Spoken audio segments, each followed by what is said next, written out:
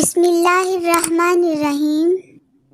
کسی سے پوچھا گیا کہ فجر کے وقت کی ہوا کیوں صاف ستھری اور خوشگوار ہوا کرتی ہے؟ جواب دیا، کیونکہ اس میں منافقین کے سانسوں کی آمیزش نہیں ہوتی۔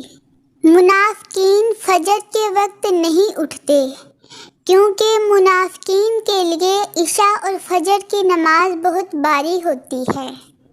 اے عرش عظیم کے مالک، ہمارے دلوں کو گمراہ ہونے سے بچا۔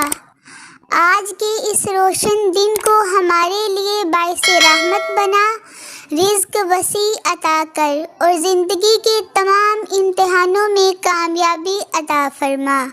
صبح بخیر۔ اس کائنات کا ایک سب سے بڑا سچ ہے اور وہ یہ ہے کہ انسان جو کوئی بھی ہو اور کچھ بھی کرے، لیکن جب وہ کچھ کرنے کا ارادہ کرتا ہے تو وہ ہو کر رہتا ہے۔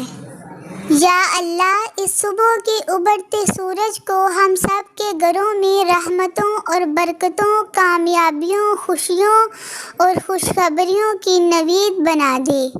آمین ثم آمین۔ ایک اچھے دن کی دعا کے ساتھ صبح بخیر۔